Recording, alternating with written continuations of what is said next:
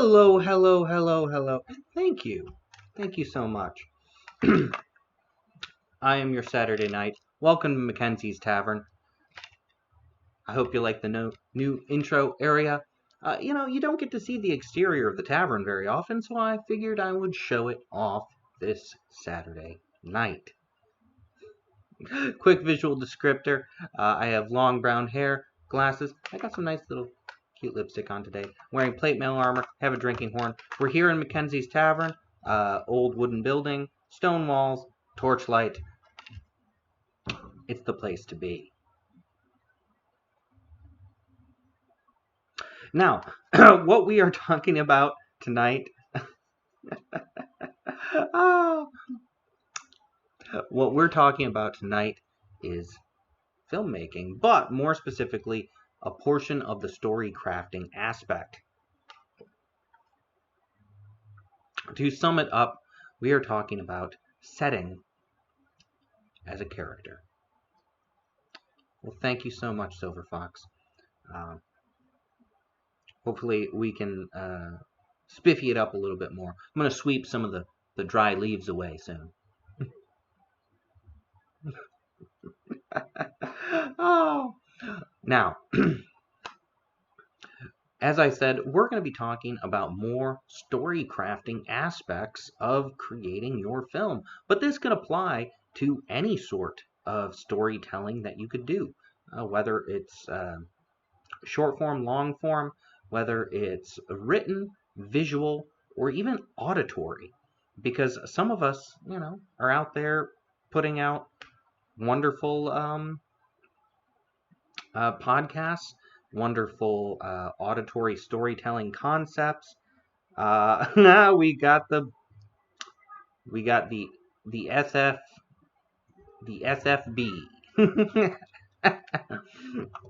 All the support.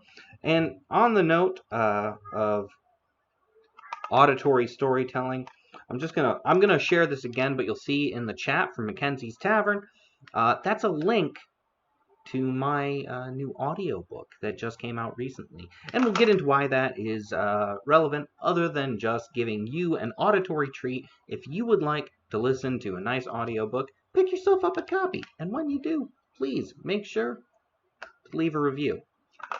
Now we're going to go ahead, have a little sip out of the horn.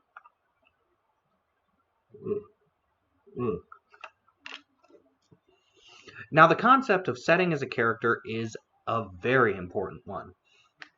When you come into a story, or when you start making your story, and as I said, long form, short form, auditory, visual, there's so many choices. Is it for the stage? Is it for the screen? Is it for the ear? Is it for the eye? We have questions, and there are answers. And there's naughty kitties below me. Both of you, be good. We always have cats in the tavern. I am a cat person.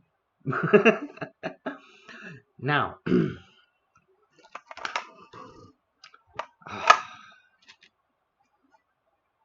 thank you so much.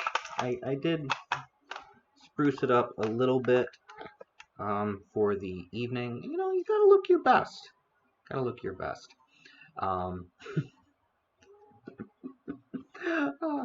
I actually have, just a quick segue, I actually have a shampoo with Moroccan argan oil in it, which I'm hoping that this winter will bring a little more life to my hair. Because seasonal changes cause seasonal changes in us, whether it's to our skin, our hair, or our life. So make sure to take care of yourself, take care of your hair, take care of your skin, and don't forget, it's a very important time of year for moisturization.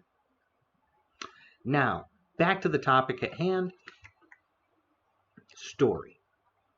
Now, when you go ahead and you go into a story, when you're creating your own story, you oftentimes think about many different things. You think about the plot. You think about the characters. You think about your main character. You think about, perhaps, side characters. Love interests, perhaps, comedic relief, supporting characters, helpful characters, and then, of course, though not always necessary in a direct form, some sort of antagonist, someone to oppose your main character and their allies slightly.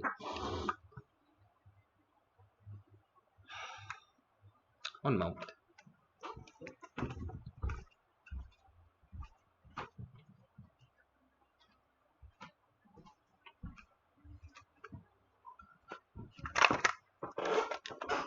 Now and again, cats get a little extra naughty, and unfortunately my one cat baby, he plays a little rough. He's big, he's young, he doesn't know much better yet. These things happen. Now, to carry on, you'll consider, when writing your story, your character's wants, their needs. What is your main character's goal? What is your antagonist's goal? Your supporting characters, your sidekicks, other heroes. What are they out there doing? What are their intentions? What do they look like? How do they sound? You'll consider all of these things, but let's not forget the importance of an incredibly significant character within your story, and that is your setting. Your setting is as much a character as any other person or creature that might appear. And this cannot be stressed enough. If you go into a show, a movie, you start reading a book, and the world around the characters is flat. It has no depth, it has no reason, it has no logic. It has nothing underneath it, an architecture of sorts. To make it make sense, the entire story can falter. It's hard to get truly invested in something if it just doesn't seem real. Take, for example, if you were to watch a TV show that's supposed to be set in New York City, and all of a sudden you see a cow in the middle of the city, or on one of the sets, it just doesn't fit. That's not within the character of New York City, now is it? And it might just take you right out of what you're watching. And at the same time, if you're supposed to be in a cabin in the woods, and suddenly you hear an airplane buzzing overhead, or a taxi cab pulls up in front, it's not going to make sense. That's not within the character of the area you're in. Of course, there are times where that makes sense, if it's been established within the character of your world. And I have to just keep saying it. Your setting is a character. And they must remain in character. Anything that breaks character needs a reason. And I can give some good examples of this. Now, if you've seen the movie Cabin in the Woods, if you haven't, definitely go check it out after this. It's a great movie. Cabin in the Woods is set, as you would expect, in a cabin in the woods. Everything within that cabin makes sense. But if the movie had been made in a slightly different way, certain things would not make sense. In the openers and in the lead-ins and in the cutscenes of this movie, in between important scenes, we're allowed to understand that the cabin in the woods, spoiler alert if you haven't seen the movie. Actually, I'm going to go ahead. I'm going to give 5 seconds. If you haven't seen the movie, just mute me for just a minute. But it's been out for some years, though. All right, now that that's out of the way. Cabin in the Woods, great movie. But they let you know that the cabin is not just a cabin in the woods. There's actually a secret, underground, shady organization that's remotely viewing the entire place and manipulating the events therein. So, later on in the movie, when you end up seeing a couple of the characters riding in an underground elevator deep into a subterranean secret villain lair, it makes sense. It is a twist for the characters within the movie, but it is not a twist for us, the viewer. We understand the world because the setting has been explained to us. We've been allowed to see what's there. and what does and does not make sense. Now, of course, you can go ahead and skip all of the scenes that let you know about the underground fortress, but if you do, you're going to have to make it all make sense, narratively speaking, later on in the movie. And this is something that needs to be considered when you address the character that is your setting. Do you want the twists or the things that break the setting to be out there in the open right away, or do you want the audience to understand what those things are, what those stakes are, what those changes, what those little details could be? I encourage you to do it however you want, so long as everything in the character of your setting is consistent. Another character, a very strong character that many people know, would be the Overlook Hotel. Now, both in the book and the movie, The Shining, the Overlook Hotel, and there was a mini-series also, but the book, the movie, and the mini-series that were all made based on The Shining, the character of the Overlook Hotel, the place where the entire story happens, is alive, it's breathing, it has intentions, and those intentions are dark. Now, we often don't think about places having intentions, but if you enter into many stories, you will find that places have intentions. Another good example of this, of course, is if you actually look at The Lion, the Witch, and the Wardrobe by C.S. Lewis, Narnia, the magical land, as well as the home, which has the wardrobe that allows you access. Both of these are different characters, and they act in according ways. Narnia has intentions. What those intentions are really depend on who you are in the world. And this, too, is something that really is reflective of how a character should act, more than a place. This goes further and deeper. Oh, good. And if you haven't seen the movie, please feel free to check it out. Now we're going to go backwards for a second. The Overlook Hotel in The Shining is a very strong character. It's so strong, in fact, that it can sometimes take over the entire narrative. The halls, the great big rooms, the dance hall, the bar, the hotel lobby, the stairs, all of them have feeling. They breathe. And when you watch the movie, they can take you in. You can feel lost in them. And that's what you want to convey. Hi, Finding Cherry. Great to see you here. Yes, it is film night. And nobody can say no to film night. Well, they can if they want, but it's a pretty good time.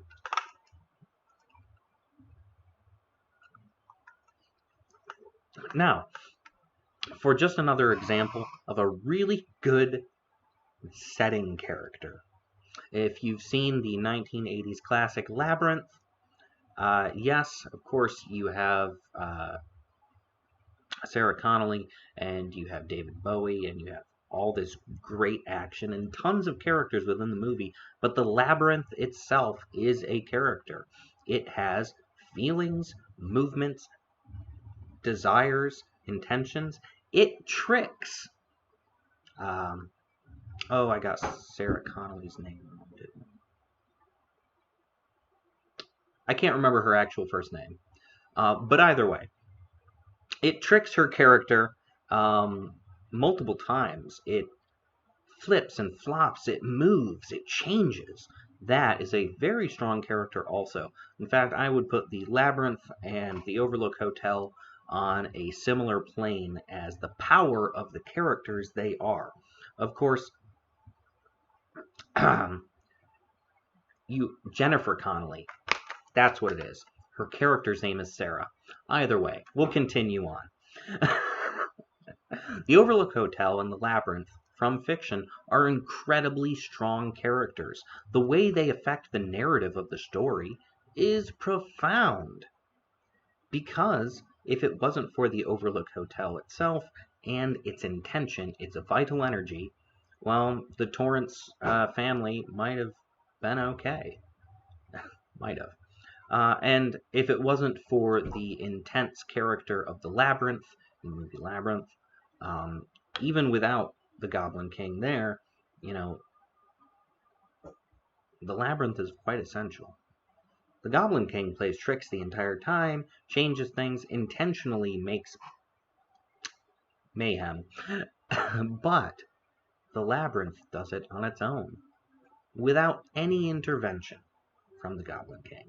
He may be the antagonist, but the Labyrinth itself is the secondary and in some ways almost co-antagonist.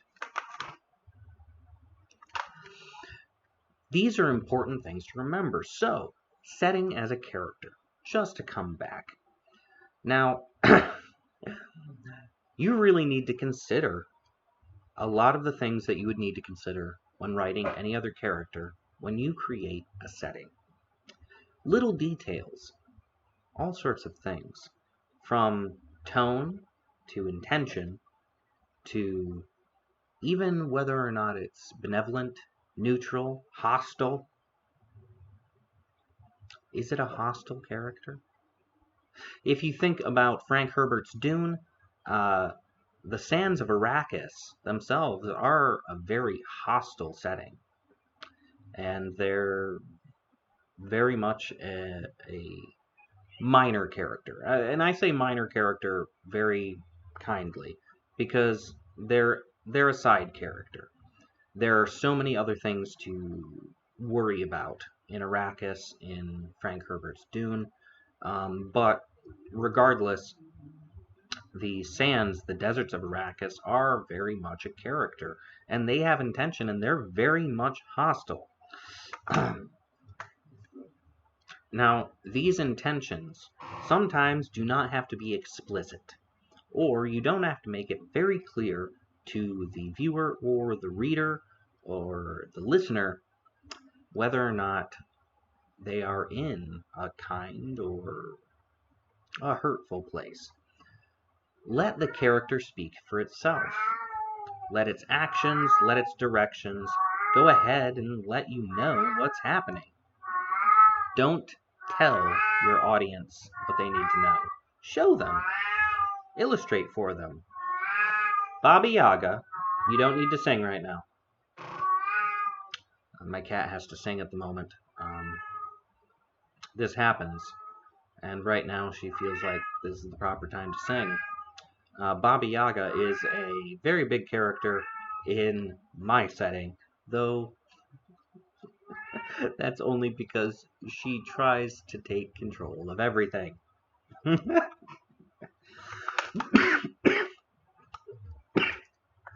Pardon me.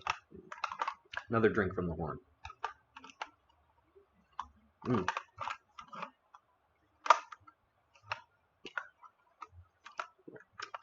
Now, wipe that off there. We don't want to.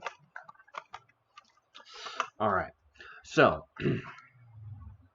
these are things that you need to consider. The intentions of your setting. Does your setting have intentions? Is it neutral? Some settings are neutral. New York City, if that is your setting, is not intentionally hostile, though sometimes it can appear quite hostile depending on the movie you're watching. And it's not intentionally beneficial, even though certain movies have New York as being a wonderland. So New York City is pretty neutral. Of course, its character is also quite big. So if your story was to take place, per se, in New York City, you know that New York City is a loud, bustling city. As a character, it's loud, it's in your face, it fills everything up, and it doesn't let you forget that it's there. Whether it's the buildings, the traffic, the noise, whether it's the lights, the hustle and bustle, the constant chugging and pumping of the veins and arteries, which are these streets and sidewalks and clubs and businesses. But there's so much more to it.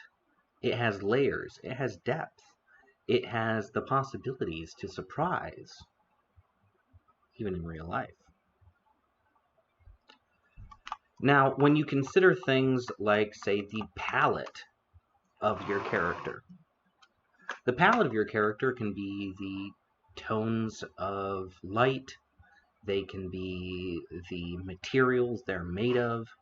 You know, you go to, again, New York City, the light is either going to be neon or dull. It's not going to be super bright. And even if it is super bright, it's probably because of that neon or the LEDs or all the flashing signs. But the sunlight coming through the streets, that's always dulled. It's always kind of vague. It's not hard, intense light. Unless perhaps you go into somewhere like Central Park, and then you understand that Central Park is a character in and to itself. Central Park is so contrary to the rest of the city that it is its own character. And this is something that needs to be considered. Is every place, every location within your setting a character, or is it one giant mesh? And this is also an intentional decision you have to make. Thank you so much for the emotes. They are appreciated. Now, consider your palette, your light palette, your materials palette. When you describe characters, oftentimes you'll let people know the color of their hair or their eyes, the way they smile, the way they walk. Well, when you describe your setting, you might describe the color of the trees, or whether or not the buildings are wood or stone. Are they concrete or metal? You might describe the activity. And the level of activity in a setting is similar to its liveliness. Is it tired and sleepy? Very few people. Is it alive? Is it energetic? Is it overwhelming? Thank you so much. I would be very happy to get a POG. If I can get 5 more followers, I believe that's what I need so that I can do that.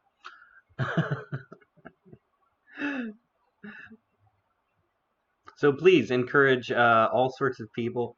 Let them know they should come over. Just follow, come by and watch. It'll be great. Now to carry on. Thank you so much. And also thank you for the emotes.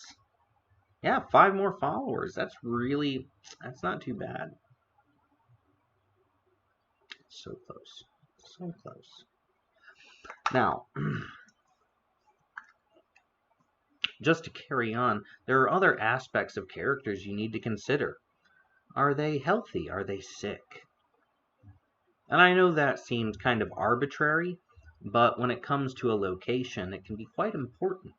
Now, if you were to say a person is very vital, very strong, very alive, very healthy,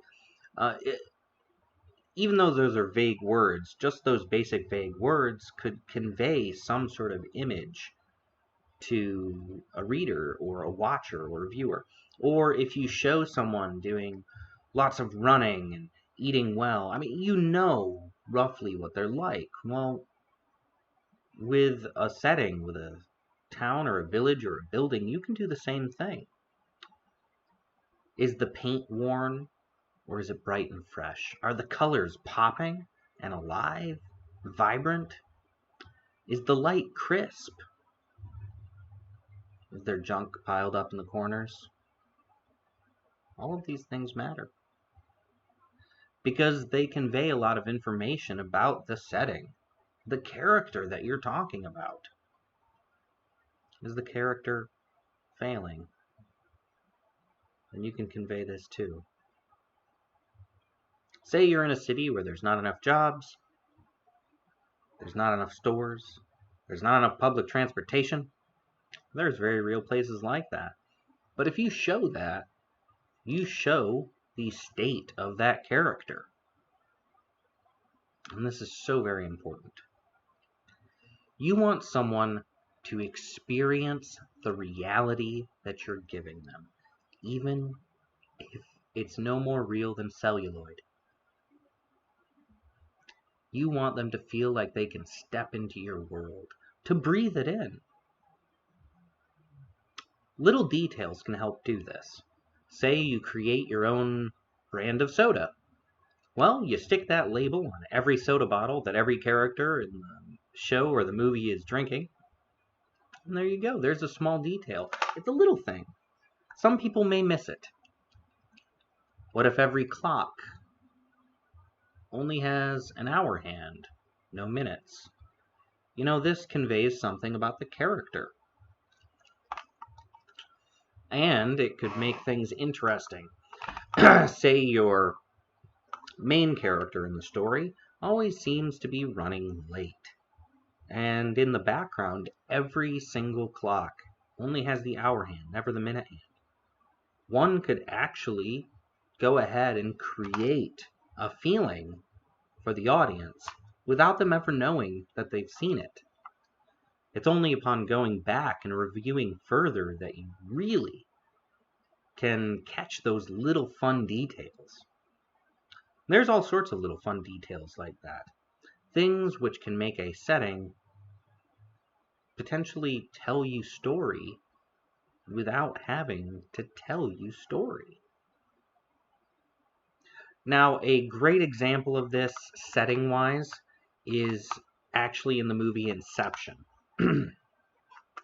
If you haven't seen the movie, just so you know, spoiler ahead.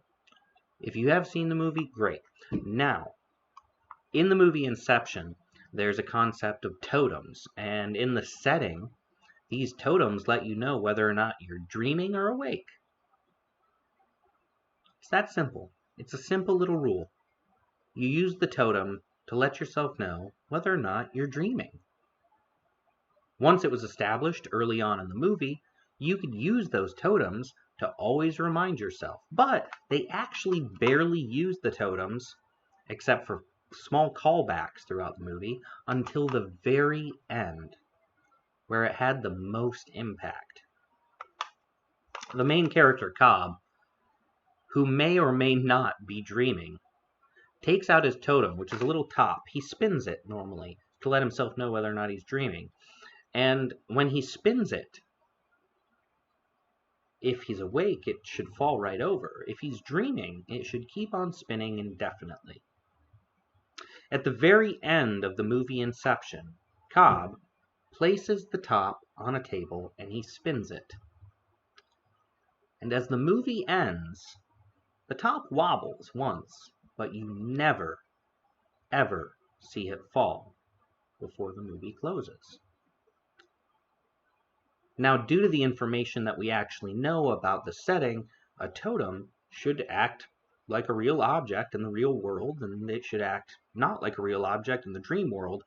But through that slight thing, we may or may not have been told at the very end of the movie, by the setting and the rules that exist within the setting and the character of the setting, that Cobb is forever stuck in a dream. But we have no verification. We only see a wobble, but never a fall. But this small rule, this small characterization of the setting, lets you know so much about the world. And by understanding that small facet, you can become more invested. And that is what a creator, a filmmaker, a writer, story podcaster should do for their audience. Now, I'm about to start talking about another setting. So I'm just going to go ahead. You'll see from Mackenzie's Tavern a link right there. That's a link to my new audiobook from Audible. It's the first book of In Absentia, my new novella series. The reason I'm sharing that is because setting as a character is a fundamental rule of how I write. And there is a few really big characters within my books, and specifically within my audiobook here. And that place is New Amsterdam. New Amsterdam County is a fictional county in the state of New York. It's, of course, based on some real history and a whole lot of other real concepts. I did a lot of research while creating it. But New Amsterdam County itself is much different than the true New Amsterdam that existed a few hundred years ago, where New York, Rhode Island, and New Jersey once did. Or currently do, I should say. In fact, New Amsterdam County is far inland. Now, New Amsterdam County is a character, and in many ways, it is a very living, breathing place. New Amsterdam itself might just be able to walk up to you on the street and shake your hand. That's how real it can feel. Because I make sure that you know what the rules of New Amsterdam could be. Though there's always an inability to trust New Amsterdam, which is a portion of its characterization. There are people who live there who are quite happy, who live happy lives, but underneath the veneer of normality is the reality that New Amsterdam, a living, breathing entity, a land with intention, aggression, malevolence, and more importantly, a deep connection with the spiritual and the otherworldly. New Amsterdam is always watching, always listening, and it keeps hold of everything, even things that really wish they could go. You can go to many cities in New Amsterdam, many towns, and each one of them, though unique, carries with it the breath of life that is the spirit of New Amsterdam. In these characterizations, you understand where you are. As soon as you cross the county line, you can feel that foreboding. And this is an important thing for a writer or a filmmaker, a TV producer, a story podcast creator, to remember. Let people know where they are. Let people know if the place they're in is a good place to be. Now, not everything has to be that way. You can write a comedy, and the comedy better have a good character in regards to its setting. Though there are many comedies which, into themselves, have not so great places as a backdrop, but they're still quite funny. And there's many action movies that make it very clear where you are. Now, we're not going to get into a lot of movies or a lot of specific examples. I had a couple, but I'm just going to bring up maybe just one or two more. Of course, you can look at the action movie Die Hard, the original Die Hard. Wonderful Christmas movie, by the way, so make sure that this holiday season you sit down and watch it. Because even though not everyone necessarily thinks about Die Hard, an action movie, as a Christmas movie, it actually was. It was released on Christmas, or around Christmas. Not only was it a release near Christmas, it was considered a Christmas season blockbuster, and it is rooted in the concept that in the background of the story, there's actually just a guy who wants to get back to his wife, who he's estranged from. It's a family movie without being a family movie. It's a personal journey without being a personal journey. But, more than that, it's an action movie with a very specific living environment. And that living environment is a building, a skyscraper, that always works against John McClane. The skyscraper itself works against John McClane. All the time. And it just continues. And that's a wonderful character. It doesn't go out of its way. It just allows itself to be what it is, a skyscraper with limited ways to go from place to place. It's a wonderful character that at every turn makes people's lives a little bit harder. The elevators don't always necessarily work. Sometimes the windows break. And that's just the way it goes. But you understand that skyscraper when you get into the movie. You understand as the movie progresses that the skyscraper doesn't want to give you an inch. It doesn't want to give you anything. It wants you to follow its rules. Always its rules. Some settings allow you to follow any rules you want. Others, like the skyscraper in Die Hard, most certainly say you will only do things the way I want you to.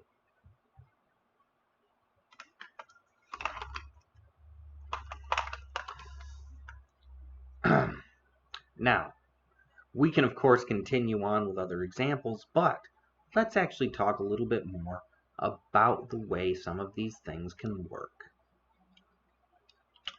Step 1, and this is probably the most important step. Write the name of your setting down. Whether that's abandoned warehouse, or mystical land of far, far away, or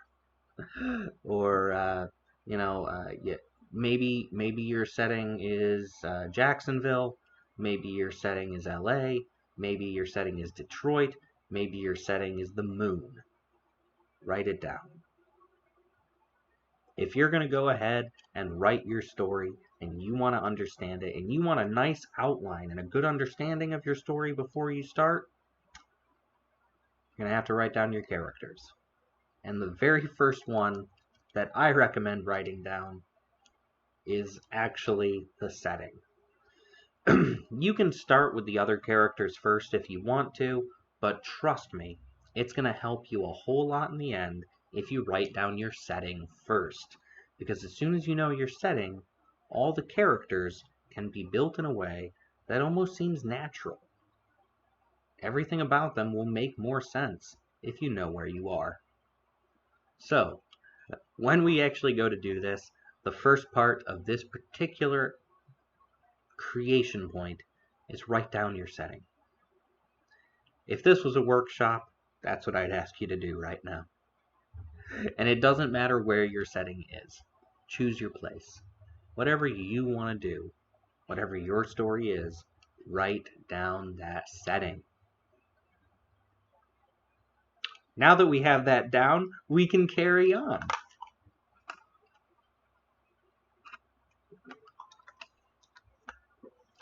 So you have your setting written down. Here's our first character. Now let's get to know our character. As a setting, settings are vast and different. Don't worry about things like how big is your setting. Worry about things that are a little more important first. So, say your setting is the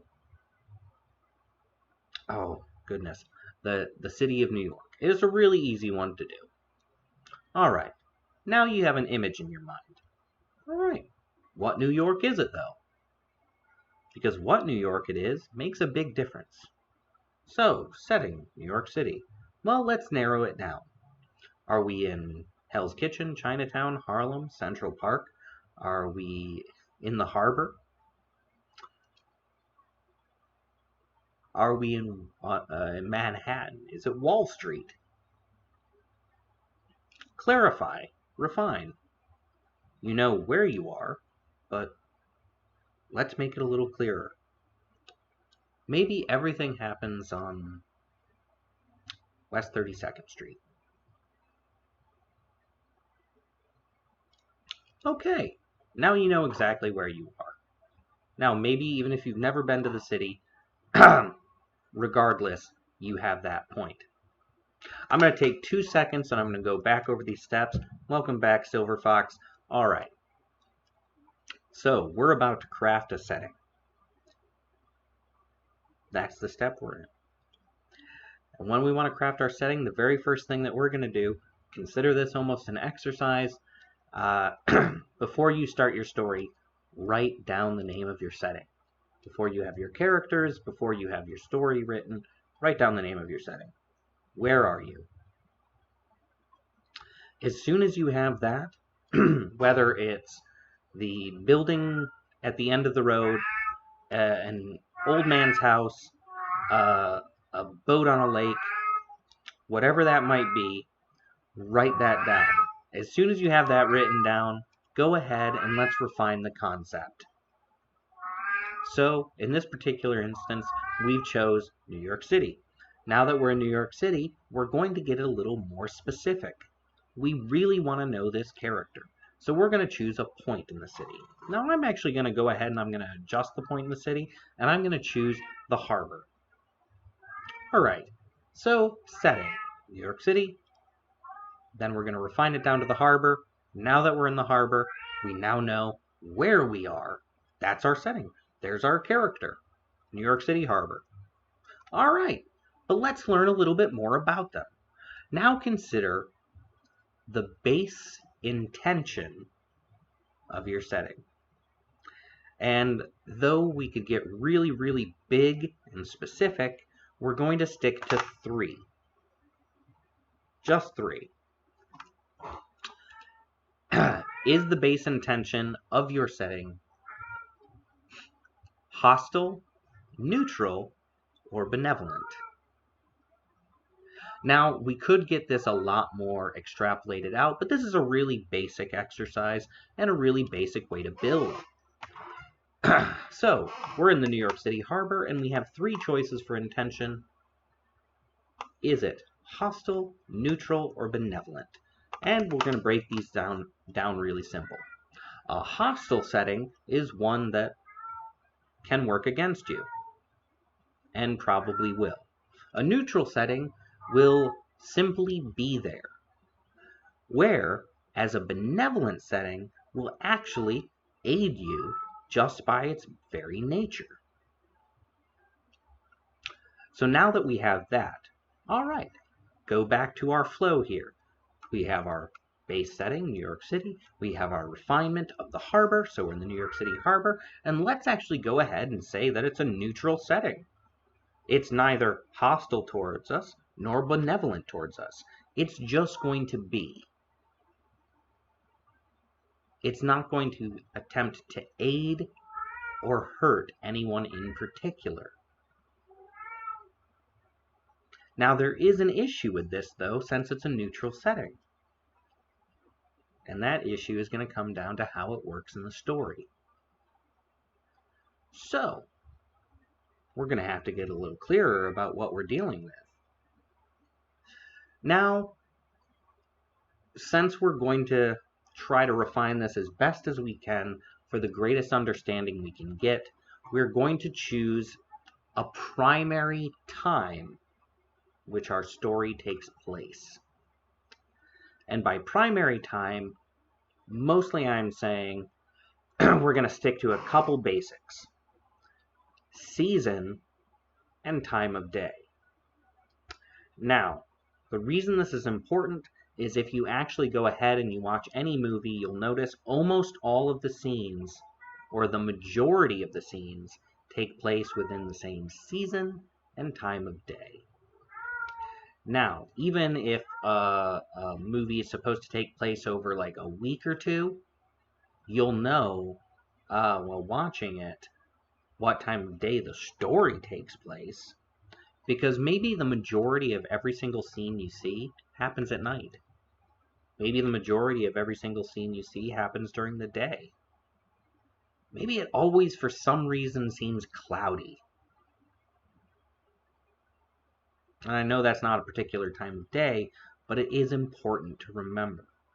And when you watch a movie or a TV show, take note of the fact that they often, almost entirely, are in one time of day, one primary environment.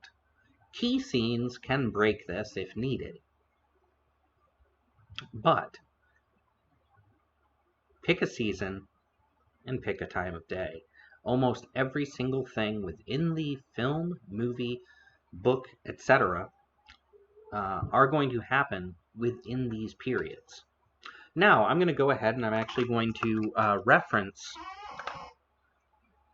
my own book, and that's In Absentia, which I'm going to go ahead and for anyone who may be joining us now or watching on the repeat, I'm going to drop that one more time. You'll actually notice if you go ahead and you go through In Absentia that almost every scene, and I say almost because there's a lot that don't follow this rule, almost the majority of scenes within the story end up happening, or at least a lot of the key scenes, in the winter and in a dark time of day. Whether this is evening, early morning, or late night, almost all the scenes have that same feeling. You skip past a lot of daytime moments. You skip past a lot of middays. You skip past a lot of other seasons. You'll notice that a lot of the really important scenes happen in the dark and they happen in the cold. Winter and cold.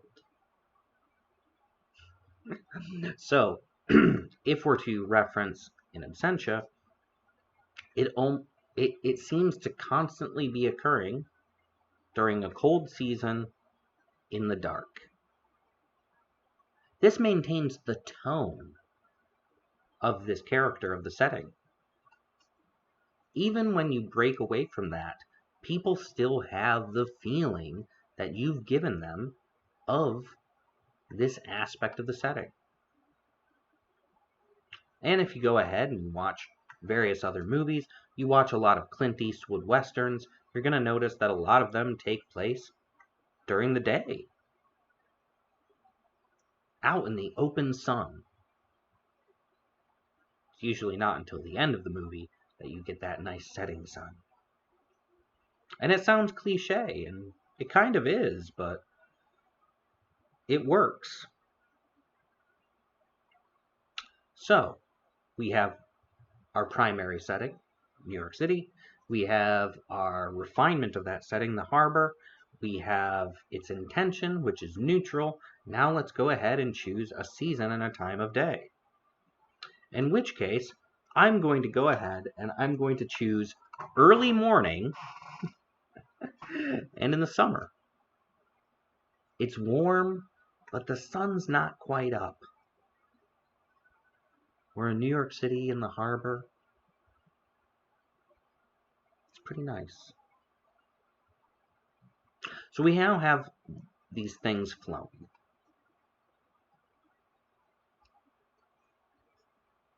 No Clint Eastwood, thank you. But if you haven't seen, well, thank you very much. The harder they fall, I will, I will keep that one in mind. Lots of good movies out there, and of course, not necessarily everyone's going to like all the actors or movies I mentioned, but they can be useful tools for education. Now, thank you so much, though, for the recommendation. Thank you. All right. So we have some key things here. We've learned a lot about this character, the setting already. Now let's go ahead and choose a few more things. We really only need a few more things to truly refine this character so that we think we understand them enough for the story to start taking place. Now let's choose some tone. And in this case, I'm gonna be very specific. We're dealing with a color palette. Now, a color palette might not necessarily be always important, and it might not need to be implicitly written, but if you're making a movie, you're really going to want to know that color palette. So we're in New York City, we're in the harbor, we know it's summer, and we know that it's kind of early morning, and it's a neutral, and actually that neutrality and the color are going to help each other. So the tone and this color palette we're about to work with are really going to make this so much better. So because we're dealing with early morning, we're going to almost fall into some blues in the tone. And this blue is because you have really low light. We're not talking blue sky, we're talking blue light. Now you can choose any sort of lighting you want, but you have to also think about the time of day. And this is going to affect your lighting. Now this blue is also kind of a cool color, but at the same time it's a relaxing color, and that's going to reinforce that neutrality. We're not going to feel like we have to be on guard. When you choose colors, think about them not necessarily as just a color. Think about it like a feeling. In this case, we're choosing a blue tone because it's calming and it's soft. And it looks good. And it also fits with our time of day.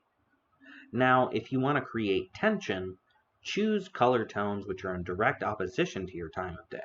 If we went with something like a bright yellow, that bright yellow is going to be really harsh against those early morning colors. And that's something to keep in mind. Now this we'll have to actually cover in a different episode in and to itself, so we're going to keep it really simple for now. But that's not the only tone. We don't just need to choose a primary light tone, we also are going to have to choose a color tone and palette set for our buildings. And we know we're in New York, we know we're in the harbor, so we're going to end up going with a material kind of concrete. So really, really stark gray. Stark gray and blue. You can almost see, if you close your eyes right now, where you are. There's gray, there's blue, it's early morning, we're in the New York City harbor, it's summer. Can you start to feel the character? I hope you can. I hope that even if you've never been there, you can close your eyes and something is coming to your mind. Now, we only have two colors we've chosen, a primary light and a primary kind of material color, but that's okay. And again, I'll cover this even more in another episode at another time. But we're making this nice and simple as we break down this character and really get to know it. So, here we go. Where are we? Welcome to New York City. We're in the harbor. It's neutral. It doesn't want to help us or hurt us. It's summer. It's early morning. There's blue light and gray concrete. Starting to feel it. Now let's choose a level of liveliness. The level of liveliness is really going to impact our story. Now, depending on the tone of what you're doing, and by tone I mean the feeling that you're trying to get through, depending on your genre, the level of liveliness can matter, but it doesn't have to. So don't overthink that. Let's choose a liveliness level. How alive do we want our setting to be? And we're going to rate this from stagnant to bustling. And I know that's a very vague concept, but try to decide how alive the place is. Are there tons and tons of people? Are there lots and lots of businesses? Are there just conversations and sounds and just a ruckus? Or is it more muted, more reserved? Are there fewer people? And really you're just going to put that on a sliding scale from no one to everyone, from no sound to tons of sound, to are there animals or aren't there animals? So we're going to actually go ahead, and even though it's early morning, we're in the harbor, we're going to make this a really lively place. And there's a lot of good reason for that, but we're going to stick to the fact that that's how we're characterizing the New York City harbor for this story. Okay? So it's going to be really lively. There's going to be lots of people, there's going to be lots of noise, and there's probably going to be shouting and conversation. Thank you for the emotes, everyone. This is great. So maybe there's birds already out, like squawking, and maybe there's some of those New York City rats. I've seen more than a few of them in the past when I went to New York City.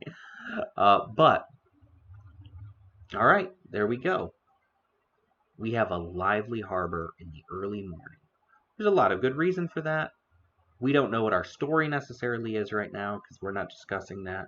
But you can picture that. Just tons of people everywhere. There are probably a lot of workers, probably a lot of forklifts and things, ships, birds, all of that. You could close your eyes and you could see that. You're in the early morning. There's a lot of blue light. Everything's stark gray concrete. People are everywhere shouting and talking and conversation. It's the summer. And this is a neutral location, so no one's, we're not going to think about the people, but nothing in this atmosphere is really going against you or for you. It's just going. And all of this makes a lot of logical sense as you connect these dots. So now we have a really interesting study of this character. And this character is going to act in all sorts of ways. Never get that octopus right. Looks right to me.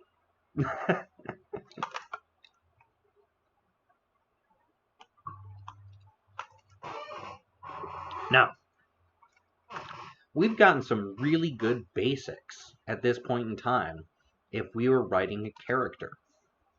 And if we wanted to start a story, I'm mostly sure that a lot of people just starting out, well, they understand where they are and they can feel the character. And if you've gotten this far in your examination of the character, well, now you also have a good place. A story can start to tell itself from here. Now, this is, of course, not thinking about any of the other story writing or crafting and whatnot that we've covered before, but you can go ahead and you can insert tons of different kinds of stories into tons of different kinds of settings, and it's all going to work in its own organic way. And sometimes you really, really, really need a well fleshed out setting if you want to truly get your story rolling. All right. Now, since we have this character and it's mostly started, there's a lot more that we can add to this, but I think that this is a really good start. If you want to take this setting character and begin a story.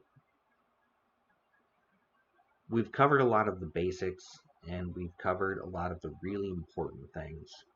And hopefully this is something that you can go back and use to help you further along. If you're writing a story, if you want to put something together, if you'd like to make yourself a story-based podcast or a film or a TV show, a short, a YouTube series. There are actually people who use live streaming services to create interactive stories, and there's people who use TikTok and Facebook and all sorts of other things to do this. But you can do it in a podcast or a video or a stage or a book format. There's so many ways to do this. And, you really have to build these characters. And, of course, now that we have this main character setting, this is our main setting character. From here, you can go ahead and you can make more minor setting characters, which may actually exist within the larger character. or you can go ahead and just make separate locales entirely. But you have a lot of things here. Now you can add additional things at this point in time. Maybe you want to stick to a realistic character, where things act in a very according to the real world way. Maybe you would like a otherworldly character where there's some hint of magic behind everything. Maybe you'd like it to be a sci-fi character. Let's go ahead and say it's 2085 and we're in the New York Harbor. Well, things are going to already start looking a lot different. So feel free at this point in time on your setting to stamp a date or even a rough century, because that's going to make a lot of difference. Now, when you think about a character like your main character in the story or their love interest, oftentimes you'll think of a rough age range. In this case, if you're talking about a setting character, the setting character is going to have a rough time period. So you want to say that it's the 1990s. You don't have to get more specific than that if you don't want to. 1990s. Anything that could have happened in the 1990s is perfectly acceptable to happen in your setting. Say you want to make it 2185. Well, you have a lot of free space to do whatever you want now, sci-fi wise. But say you want to go ahead and make it 1692. Well, 1692, there was a New York Harbor, but it was a lot different than it is now. And you're going to really have to explain that concrete. But you can still use that stark gray, and you can just make it stonework and masonry. Look, now you're still perfectly fine. It's all good. But go ahead and stick a time period here. Whether it's the 20th century, 21st, 19th, 29th century, go ahead and stick it on there. And this is going to just give you even more information about this character. You can add even more small details if you want. That's really up to you. There are very few boundaries here. In fact, the rules are so flexible that you can do just about anything you want. Thank you so much for all of the emotes.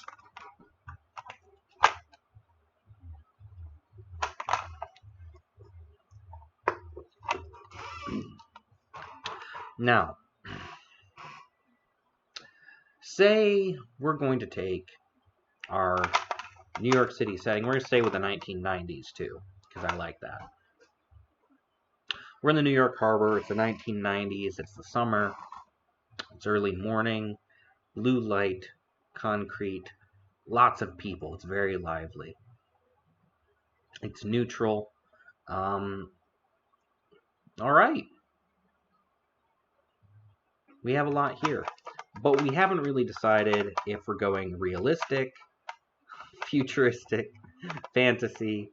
You know, we can stick that in right now if we want, or we can save it as the overarching story. But let's just go ahead and we're just gonna make it fantasy. And we're gonna go fantasy light.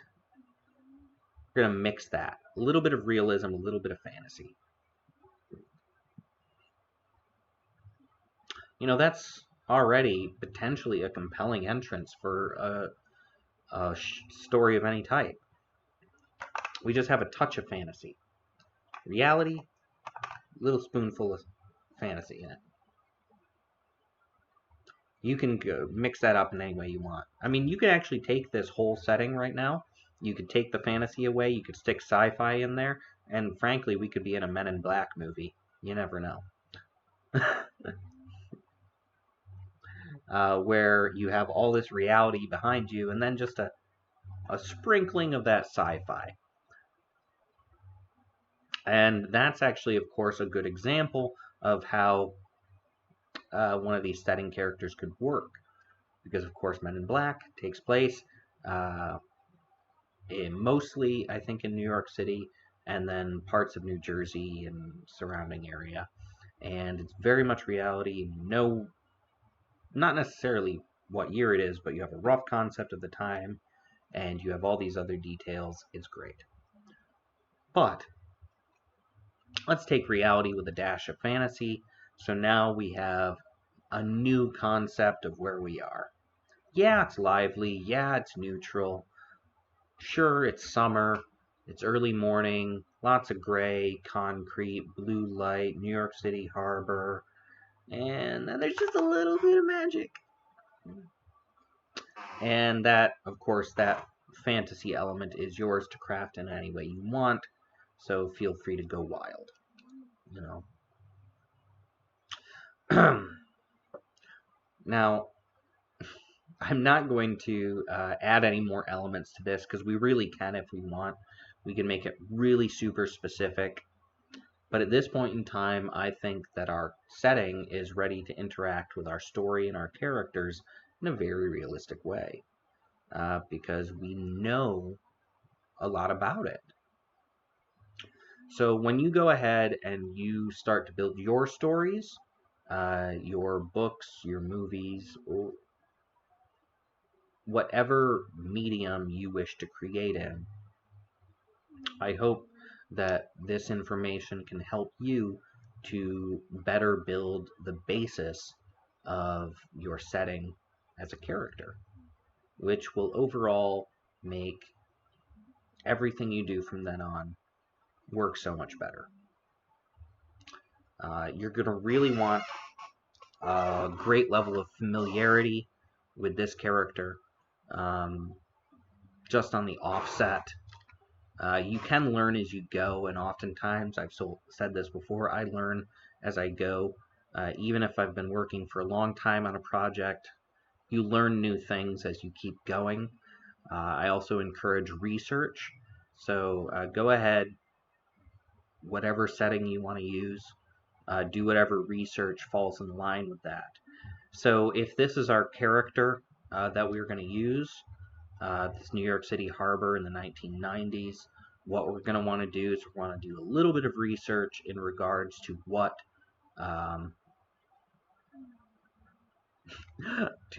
what New York City was like in the 1990s and what the harbor is like. But see, that helps you narrow it down so much. So now that you have this concept and this idea and you know this character, you can learn more about the world at that time. I highly encourage research no matter what your project is, whether you're doing some big motion picture or you want to do a short story and potentially have it published in a magazine or an anthology, or you want to self-publish it. Whatever you might be doing, do your research. Do your character studies. Now, obviously, we've only covered the setting today, but the setting is a very important character, and you're going to have to do a study like this for each of your characters so that you can know them as well as possible. You don't have to know every detail. Let me go ahead and say that again. You don't have to know every detail. You just have to know enough to start. And go ahead, do your research. Whatever style of writing you're doing, whatever style of movie or film or podcast or book or series you're doing, do your research on the topic. And this falls back into everything we've discussed before, and just work at it. You can go ahead and you can make something really compelling on a cell phone camera if you want. Cut it all up. There's tons of different things out there that you can use to edit on your phone if you want. Don't worry about gear. Don't worry about any of those extra things. If you want to create. Thank you for all of the emotes. Thank you for the comments, everyone. I know I've already done it a couple of times. That is a nice phone case. That was actually a very nice gift from my best friend.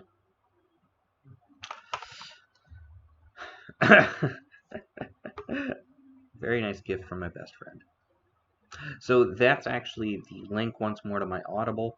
if you like audiobooks, and if you like mature and potentially a little bit frightening and a little bit extra as far as stories go, and you don't mind dark, I would definitely recommend you get In Absentia.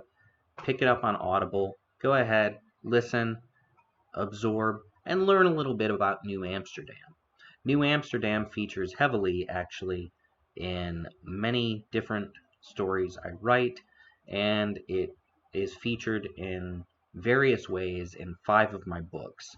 Now, it's also a place of note in both my primary book series, both In Absentia and Without the Light, so expect to see a lot more stories going on there.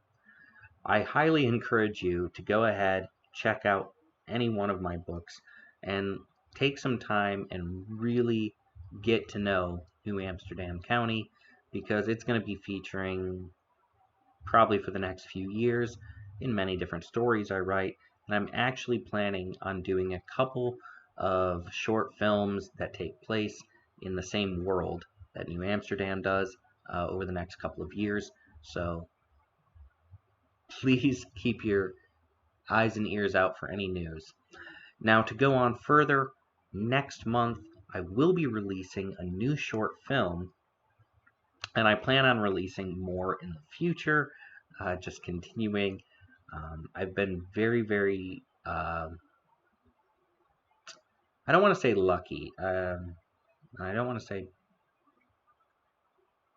I'm gonna say honored. I've been very honored over the last year to receive a lot of awards, selections, and placements in multiple film festivals, and I'm very honored and very humbled by that. And I want to continue to create short films and books and videos and all sorts of other things to just have out there for all of you to get involved in, to read, to watch, to listen to, and we're just going to keep creating. MCK McDuffie Films is going to keep growing in the portfolio, and whether it's my art or my movies or my books, please watch, subscribe, follow. If you have the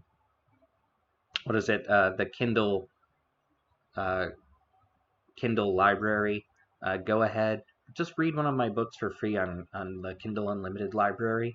I would appreciate it so much. Or buy one. Pick up some art, show your support, and I would like to say how much I appreciate all of you,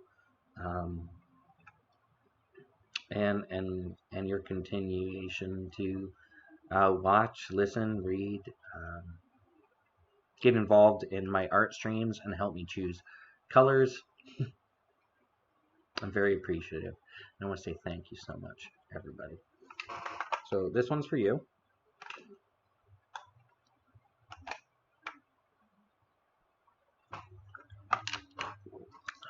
I'm sticking to one horn for this particular show.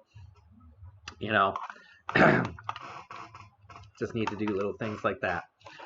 Now, I will take a moment actually to talk about just a few other things. Thank you for all the emotes, everyone. Thank you for all the comments. I'm a 2-horn gal. Well, sometimes, and I'm sure you've seen before, I'll drink 2 or maybe 3 horns in a show. This is a 1-horn show. No refilling today. But, I'm going to be re-releasing all of my novels and novellas and short stories over the next year. So once again, please keep your eyes and ears out. I'll be posting up across my social media to let you know when those things are coming out, when that's happening.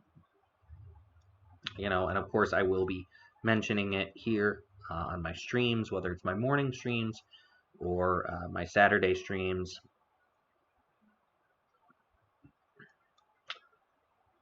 I had my 2 horns tonight, and we'll have another very soon. Good job, Silver Fox. Finding Cherry, we love you. Thanks so much for the laughs and gas. Thank you. And you know, but just so I don't lose focus, you know, I'm going to continue to enter film festivals. There's another film festival I'm actually still waiting to hear back from. So wish me luck. Hopefully, I get selected for that one. I would be so happy. And wow, you know, I'm really grateful. I'm really grateful. And on top of all of that, I have actually been discussing with someone starting a podcast next year. So I'll let you know when that does come out. So that's just a big thing. Just one more extra big thing that's in the works. So expect movies, expect books, expect more streams, more videos, a podcast sometime next year, and we're just going to keep going. So thanks, everybody. I'm going to be ending a little early tonight, so thank you for all the emotes. Thank you for all your support. I'm going to finish this up.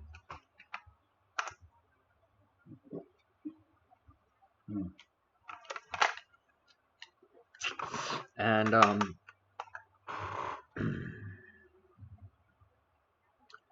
well, that's why I'm here, and I truly encourage anyone and everyone to do anything you wish, anything you dream.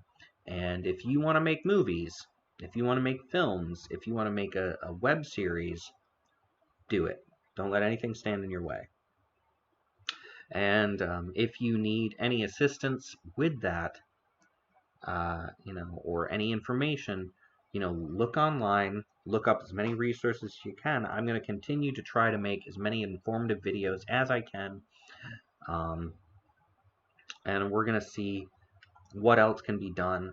I would like to try to help other people create their own projects, and that's a work in progress, so stay tuned.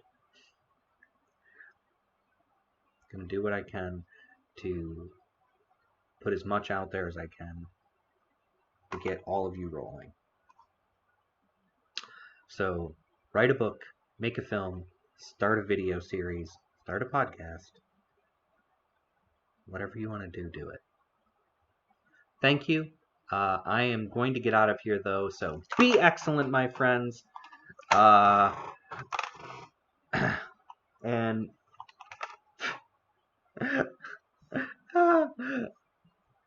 take care. I'll see you all again real soon. Thank you so much. Go ahead, grab a copy of my audiobook or one of my books, and follow me here. Bye, everybody. I'm gonna let you go, and you're gonna get to see the little valley in the outside of the tavern for a minute. Bye, everybody.